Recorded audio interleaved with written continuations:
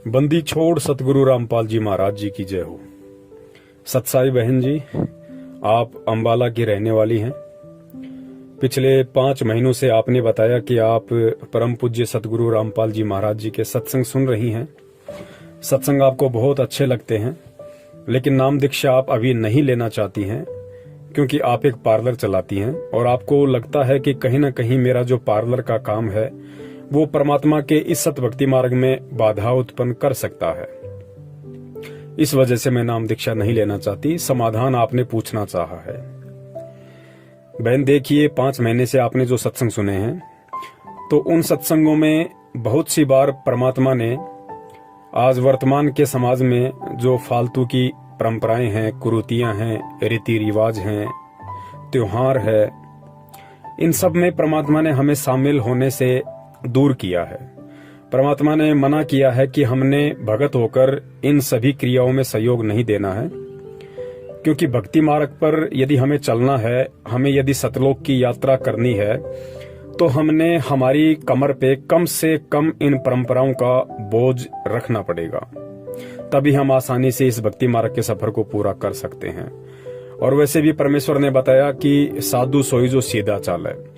परमात्मा का बच्चा वही होता है जो व्यर्थ के इन परंपराओं से, ढकोसलों से, कुरीतियों से दूर रहे, अपना सादा जीवन जिए, अपना रोजी रोटी के लिए जैसा भी परमात्मा ने निमित्त बना रखा है अपना काम करे और अपनी भक्ति करे। पार्लर का जो काम है बहन, वो कहीं न कहीं परमात्मा के सत मिशन में बाधा है, क्योंकि परमात्मा एक स्वच्छ समाज का, स्वच्छ देश दुनिया का निर्माण करना चाहते हैं अपने तत्व ज्ञान से। और स्वच्छ समाज और देश दुनिया का निर्माण तभी हो पाएगा जब पूरा समाज परमात्मा की भक्ति को अपनाएगा। और परमात्मा की भक्ति को अपना के वर्तमान के समाज में जो ये फालतू की कुरीतियां, रीति रिवाज, परंपराएं, इन सब से दूर हटेंगे, तभी हम भगत होकर सही तरीके से भक्ति कर पाएंगे। अब देखिए बहन, यहाँ पे बहुत सारे जो भगत भाई बहन हैं, उनको मन में शंका हो सकती है कि भाई हम भी सैलून का काम करते हैं, हमारा भी सैलून है, हम भी लोगों के बाल काटते हैं, दाढ़ी बनाते हैं, तो क्या हमारा काम भी परमात्मा के मार्ग में बाधा है? तो यहाँ थोड़ा सा समझाना जरूरी हो जाएगा। तो दास निवेदन करेगा कि पार्लर में और सैलून में बहुत अंतर होता है। आज परमात्मा के हजारों की संख्या में जो भगत भाई बहन हैं वो अपना सैलून चलाते हैं, लोगों के बाल काटते हैं, दाढ़ी करते हैं, कटिंग करते हैं, तो वो परमात्मा के मार्ग में बाधा नहीं है। यदि आप दाढ़ी और बाल कटिंग तक ही सीमित हैं तो आप परमात्मा के मार्ग में बाधा नहीं है। और देखो, सत्संग सुन के थोड़ा सा हमने विचार करना पड़ेगा, क्योंकि हर पॉइंट परमात्मा नहीं बताएगा।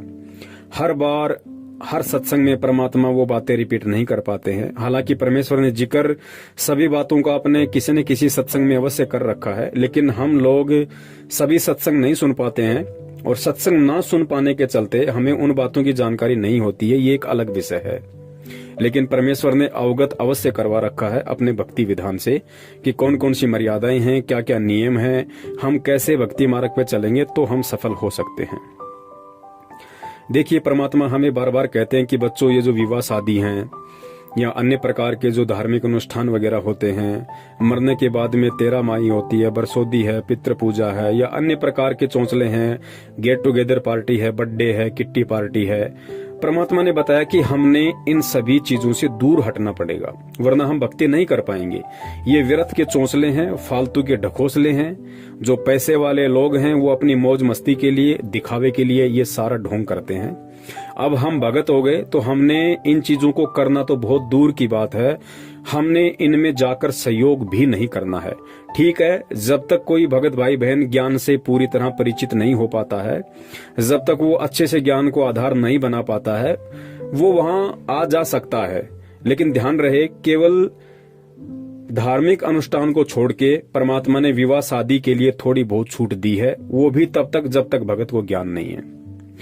और किसी भी प्रकार के धार्मिक अनुष्ठान में, चाहे कोई माता का या भैरू जी का जागरण हो, किसी भी देवी देवता का कोई प्रोग्राम हो, मरने के बाद में जो 13 माई होती है, बरसोदी है, पितृ पूजा है, बर्थडे पार्टी है, इन चीजों में तो हमने शामिल भी नहीं होना है। ये विशेष आदेश हैं परमात्मा के। और भक्ति मार्ग में संत के वचन की अवहेलना करना अपने आप को संत से दूर करने के बराबर होता है। तो विवाह शादी वगैरह के लिए, इन सब चीजों के लिए परमात्मा ने हमें इसलिए मना किया है कि बच्चों, एक लोक दिखावा है। समाज के धनी लोगों ने अपने लोक दिखावे के लिए इन परंपराओं की शुरुआत की थी। आगे चल के ये समाज के गले की फांसी बन गई। आज ना चाहते हुए भी समाज के डर से, अपनी इज्जत के लिए लोगों ने कहीं से पैसा उधार लेके इन प्रोग्रामों को करना पड़ता है। बाद में सारा जिंदगी वो कर्जा उतारते उतारते मर जाता है, उसका कर्जा नहीं उतरता। तो अब हम भगत बन गए, हमें परमात्मा ने ज्ञान दे दिया। अब हमने इन परंपराओं का बोझ अपनी कमर पे गधे की तरह नहीं लाद के चलना है, वरना हम सतलोक तो क्या, हम त्रिकुटी तक की यात्रा भी ढंग से नहीं कर पाएंगे। तो जो भगत भाई बहन अपनी दाढ़ी और कटिंग के लिए अपना सैलून चलाते हैं, वो ठीक है, उनकी रोजी रोटी है, और दाढ़ी कटिंग समाज की जरूरत भी है, उसको बंद नहीं किया जा सकता है। इसलिए ये जो सैलून का जो काम है वो परमात्मा के मार्ग में बाधा नहीं है। लेकिन उन भगत भाइयों ने भी विशेष तौर से ध्यान रखना पड़ेगा। आपको यदि कोई किसी विवाह शादी वगैरह में बुलवाता है कि भाई हमारे बच्चे की शादी है, हमारे बच्चे का मेकअप करना है, हमारे बच्चे को संवारना है, और उसका जो भी कुछ आप जो समझ सकते हैं अच्छे से कि उसको कितना उसको सजाया जाता है, उसका डेकोरेशन किया जाता है। कई हजारों रुपया वो लोग पार्लर में जाके खर्च कर देते हैं सजने संवरने के लिए, अपने आप को सुंदर दिखाने के लिए। तो पुण्यात्माओं, जो भी भगत भाई बहन अपना सैलून चलाते हैं, जिनको परमात्मा का ज्ञान है, अब उनको इन चीजों से दूर हट जाना चाहिए। उन्हें अपना काम धंधा परमात्मा के ऊपर विश्वास करके सिर्फ दाढ़ी, मूंछ और कटिंग तक ही सीमित रखना चाहिए। इसके अलावा धीरे धीरे देखो, एकदम से आप नहीं छोड़ पाते हो, एक बात अलग है, लेकिन आपने कोशिश करनी होगी, और जो परमात्मा की दृढ़ आत्मा होती है वो बिल्कुल इन सब चीजों से दूर हट जाएगी। तो हमने किसी भी प्रकार के दूल्हे या दुल्हन को विवाह शादी के लिए बिल्कुल भी नहीं संवारना है, क्योंकि जब तक हम इनको संवारते रहेंगे ये संवरते रहेंगे। आपको ध्यान होगा, परमात्मा ने कहा कि बच्चों, हमने किसी भी प्रकार के चमड़े से बनी हुई वस्तुओं का प्रयोग नहीं करना है, चाहे बैग हो, चाहे बेल्ट हो, चाहे जूते हो, चाहे पर्स हो, कोई भी चीज जिसमें लेदर वगैरह का इस्तेमाल हो वो हमने इस्तेमाल नहीं करनी है। बनाने वाली दुनिया बहुत है। अगर हम 5-10 लाख व्यक्तियों में से यदि 1000-1500 व्यक्ति या भगत भाई बहन वो काम भी करते होंगे और वो छोड़ भी देंगे तो भी समाज पे कोई विशेष प्रभाव नहीं पड़ने वाला है, क्योंकि लोगों ने अपनी फैक्ट्रियां, कंपनियां लगा रखी हैं, समाज में सप्लाई होती रहेंगी। लेकिन परमात्मा ने बताया कि समाज में चाहे सप्लाई हो चाहे ना हो, चाहे वो काम बिगड़े चाहे संवरे, लेकिन हम संत शरण में आ गए तो ये संत का वचन है, संत का आदेश है, और ज्ञान आधार ये कहता है कि हमने उन चीजों में सहयोग नहीं करना है। क्योंकि जब तक हम उन चीजों में सहयोग करते रहेंगे वो लोग पशुओं को मारते रहेंगे, जीव हत्या करते रहेंगे, और ये चमड़े का व्यापार धंधा चलता रहेगा। तो कैसे ये कुरीतियां, ये व्यर्थ की परंपराएं, ये लोक दिखावा, ये कैसे छूटेगा?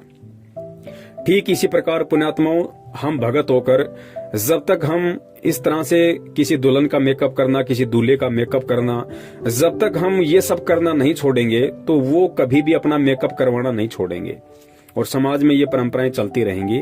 तो हम भगत हैं, हमने बिल्कुल भी इस तरह के मेकअप वगैरह उनके नहीं करने हैं। भले मेकअप करवाने के लिए यदि वो अपनी दुकान पे आता है, देखिए मेकअप भी 2 प्रकार से है। यदि वो नॉर्मली यदि अपना कोई मेकअप करवाना चाहता है, कोई मसाज वगैरह करवाना चाहता है, कोई फेशियल वगैरह करवाना चाहता है, तो आप उसका वो कर सकते हैं। लेकिन स्पेशली यदि वो किसी शादी विवाह के लिए करवाना चाहता है, उसकी खुद की शादी है, और यदि उसके लिए वो मेकअप वगैरह करवाना चाहता है, तो कहीं न कहीं हमारे को इन चीजों से दूर हटना पड़ेगा। हमने उनको मना करना पड़ेगा कि भाई विवाह शादी के लिए मैं मेकअप नहीं करता। ठीक इसी प्रकार जब किसी की मृत्यु हो जाती है तो समाज में एक परंपरा है कि सारे परिवार वाले जो उसके ब्लड रिलेशन में होते हैं वो अपने बाल कटवाते हैं सर के। तो पुण्यात्माओं, बहुत सारी बार क्या होता है, जब किसी के घर में मृत्यु हो जाती है तो वो लोग नाई को बुलवाने के लिए आते हैं कि भाई चलो हमारे घर में मृत्यु हो गई है किसी सदस्य की और आपने सभी का मुंडन करना है। तो यदि किसी भगत की दुकान है, यदि समाज का ऐसा कोई व्यक्ति भगत के पास आकर ये बात बोलता है, तो भगत ने बिल्कुल भी उसमें जाके सहयोग नहीं करना है। भगत ने बिल्कुल भी वहां जाके मुंडन नहीं करना है, वरना वो आपका सहयोग माना जाएगा। और यदि आपकी दुकान पे कोई व्यक्ति आता है और यदि वो मुंडन करवाता है और यदि ये बोल के करवाता है कि भाई हमारे परिवार में मृत्यु हो गई है और हमारा आप लोग मुंडन कर दो, तो भी हमने उनका मुंडन नहीं करना है। हमने हाथ जोड़ के उनसे प्रार्थना करनी है कि देखिए मेरे गुरुदेव के सख्त आदेश हैं, इन परंपराओं के अंदर आप जो मुंडन करवा रहे हैं ये मुंडन मैं नहीं कर सकता। हाँ, यदि सामान्य तरीके से यदि आप अपने सर के बाल उतरवाना चाहो तो मैं उतार सकता हूँ, लेकिन इन परंपराओं के नाम पे मैं आपका मुंडन नहीं कर सकता। क्योंकि पुण्यात्माओं, जब हम थोड़ा सा संघर्ष करेंगे, हम थोड़ा सा इन चीजों में आगे बढ़ेंगे, तो समाज इन चीजों पे सोचने पे मजबूर होगा कि भाई ऐसी क्या बात है, ऐसा क्या ज्ञान है इनके गुरु के पास में, ऐसा क्यों कहता है इनका गुरु इनको। दुनिया में तो कोई मना नहीं करता, लोग तो जा जाके मुंडन करते हैं, दूल्हा दुल्हन का घर पे जाके मेकअप करते हैं ताकि उनको ज्यादा पैसा मिले, लेकिन ये लोग मना कर रहे हैं। तो इसका रीजन क्या है? तो समाज सोचने पे मजबूर होगा। और पुण्यात्माओं, जब तक हम इन क्रियाओं में शामिल होते रहेंगे, हम उन लोगों का सहयोग करते रहेंगे, तो फिर कैसे बात बनेगी। तो धीरे धीरे क्योंकि आगे चल के तो पूरा भगत समाज ही परमात्मा का होगा, हर जगह परमात्मा के बच्चे होंगे, हर 100 में से 90 दुकान जो भी होंगी सैलून की परमात्मा के बच्चों की होंगी। और जब दुनिया मरने लगेगी और जब जो लोग परमात्मा के ज्ञान को नहीं समझ पाए, उनकी शरण में नहीं आ पाए, और वो फिर भी उन व्यर्थ की परंपराओं में फंसे रहेंगे, और जब वो जाएंगे सैलून पे और जहां जाएंगे वहां उनको परमात्मा के बच्चे मिलेंगे और बोलेंगे नहीं भैया हम नहीं करते मुंडन वगैरह, तो अंत में उनको भी उन क्रियाओं से धीरे धीरे दूर हटना पड़ेगा। तो वो प्रक्रिया होगी कब? जब आज हम उसकी शुरुआत करेंगे, जब आज हम सतगुरुदेव जी के ज्ञान आधार से इन चीजों से पीछे हटेंगे, तो आगे चल के समाज धीरे धीरे इन चीजों से सुधरेगा। तो हमने किसी भी दूल्हा या दुल्हन का मेकअप नहीं करना है यदि आपकी सैलून की दुकान या ब्यूटी पार्लर की दुकान है। तो हमने किसी भी व्यक्ति का मुंडन नहीं करना है यदि आपकी सैलून की दुकान है। तो नॉर्मली यदि कोई आपसे दाढ़ी कटिंग वगैरह करवाता है, बिल्कुल हम कर सकते हैं। चेहरे पे कोई फुंसी वगैरह है या चेहरे का जैसे कोई रंग वगैरह उनका काला पड़ गया है किसी वजह से, यदि वो फेशियल वगैरह करवाना चाहता है, मसाज वगैरह करवाना चाहता है, तो वो हम कर सकते हैं, उसमें कोई दोष कोई दिक्कत नहीं है। इसके अलावा पुण्यात्माओं, अगर आप हिम्मत कर सको इस परमात्मा के मिशन में, तो आप लोग किसी के बालों को काला भी ना करो। क्योंकि परमात्मा हमें तो मना करते ही है कि भाई हमें बिल्कुल भी अपने बाल काले नहीं करवाने हैं। हमें सुंदर दिखने के लिए या बुढ़ापे में जवान दिखने के लिए जो लोग बालों में डाई करते हैं, मेहंदी लगाते हैं, कलर लगाते हैं, भगत के लिए तो परमात्मा ने विशेष तौर से मना कर ही रखा है। और जो चीजें भगत के लिए मना है, तो भगत ने सोचना चाहिए कि उन चीजों में भगत ने सहयोग भी नहीं देना चाहिए, उन चीजों में भगत ने सहयोग भी नहीं देना चाहिए। जैसे गुरुदेव ने बताया कि भगत को शराब नहीं पीनी, तो भगत ने तो बिल्कुल भी नहीं पीनी। लेकिन भगत से यदि कोई शराब के लिए पैसे मांगता है या शराब की बोतल मांगता है या शराब मंगवाता है, तो भी गुरुदेव ने कहा है कि आपने उसमें सहयोग भी नहीं करना है। तो इसी प्रकार पुण्यात्माओं, जब परमेश्वर ने हमें बालों में कलर लगाने के लिए मना किया है, हमें बालों को रंगने के लिए मना किया है, तो पुण्यात्माओं ये ज्ञान आधार की बात है। हर चीज को परमात्मा दबाव दे के नहीं बताएगा, क्योंकि परमेश्वर को पता है कि जब धीरे धीरे सत्संग सुनता रहेगा तो आगे चल के इसको भी इन चीजों का आभास हो जाएगा, और एक न एक दिन ऐसा आएगा इसकी आत्मा स्वयं इसको कोसने लग जाएगी कि भाई तू जो कर रहा है वो गलत है। जब गुरुदेव ने तुझे जहर खाने के लिए मना किया है, तो तू दूसरों को जहर कैसे खिला सकता है।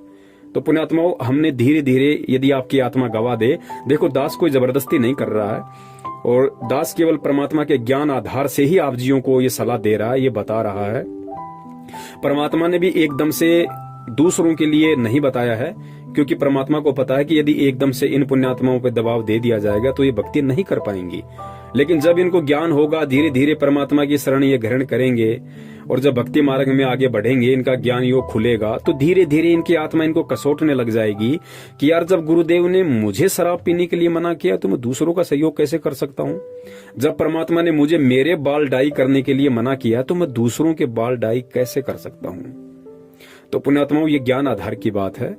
और जिस भी भगत भाई को यदि ये बात उचित लगे, जिसका सैलून का काम है, पार्लर का काम है, और यदि वो चाहे तो परमात्मा के प्रति अपने भाव व्यक्त कर सकता है, परमात्मा के प्रति एक ज्ञानी भगत होने का परिचय वो दे सकता है, धीरे धीरे वो भगत इन परंपराओं से दूर हो सकता है, इन चीजों से वो दूर हो सकता है। क्योंकि जब कोई करेगा नहीं तो फिर करवाएगा कौन। तो इस प्रकार से पुण्यात्माओं, हमने अब इन चीजों से धीरे धीरे हटना पड़ेगा। ये ज्ञान आधार के ऊपर है, ये मेरे कहने से या किसी के दबाव देने से नहीं होगा। ये जब तक आप अपने अंतरात्मा से इस बात को गहराई से नहीं सोचेंगे कि वास्तव में बात तो सही है, यदि हम लोगों को रंगना नहीं छोड़ेंगे तो लोग अपने आप को रंगवाना कैसे छोड़ेंगे? तो पुण्यात्मा, वो आपने विचार करना पड़ेगा इस बात पे। और बहन जी, आपका जो पार्लर का काम है, देखिए अभी आपने नाम दीक्षा नहीं ली है, और नाम दीक्षा लेने से पहले ही परमात्मा ने आपके ऊपर इतनी दया कर दी कि आपकी आत्मा ये स्वीकार नहीं कर रही थी कि भाई पार्लर का काम कहीं ना कहीं परमात्मा के मिशन में बाधा है। तो बहन, ये आपकी बहुत अच्छी सोच है। अगर परमेश्वर दया करें तो बहन आप जी इस धंधे से थोड़ा थोड़ा करके आप जी दूर होइए और परमात्मा से आप प्रार्थना करते रहिए। देखिए, आपने अगर परमात्मा के लिए इतना सोचा है, परमात्मा के सत्संग सुन के आपके मन में इतने विचार आए हैं, तो जाहिर सी बात है यदि आपकी इच्छा इस काम को छोड़ने की होगी तो परमात्मा आपके लिए 10 रास्ते भी खोल देंगे। वो समर्थ है, वो शक्तिशाली है, वो सर्वशक्तिमान है, वो अंतर्यामी है। वो केवल अपने बच्चों के भाव देखता है कि मेरे बच्चों की इच्छा क्या है। यदि उनकी इच्छा भक्ति के अकॉर्डिंग होगी तो परमात्मा 100% उस इच्छा को पूरा करने में भगत का सहयोग देता है। तो बहन, आप कोशिश कीजिए कि आप इस चीज से दूर हों, और यदि और कोई काम ऐसा आपको लगे उस काम को आप आसानी से कर सकती हैं, और वो काम परमात्मा के भक्ति मार्ग में किसी प्रकार की बाधा भी उत्पन्न नहीं करेगा, तो आप जी जरूर उस काम को बहन कर सकती हैं। और जब आपको लगे कि अब मैं बिल्कुल तैयार हूं परमात्मा से नाम दीक्षा के लिए, तो आप दास को फोन कर सकती हैं। दास आपको संकल्प नाम दीक्षा का वीडियो भेज देगा। वीडियो देख के, और यदि आपकी अंतरात्मा आपको गवाही दे तो आप उसी विधि से अपने घर में परमेश्वर का दरबार लगा के, और जो विधि परमेश्वर ने बताई है संकल्प नाम दीक्षा के माध्यम से, उस आधार से आप जी परमात्मा की भक्ति शुरू कर सकते हैं। यदि आपको विश्वास होगा तो समान रूप से लाभ परमात्मा ने उनका बताया है। और जैसे गुरुदेव आश्रम में आ जाएंगे उसके बाद में आप परमात्मा से प्रार्थना कीजिए, परमात्मा जैसे भी आपको स्वयं नाम दीक्षा दे या किसी और के माध्यम से आपको नाम दीक्षा दिलवाएं, वो फिर मालिक का काम है बहन। सत साहिब, जय हो बंदी छोड़ के।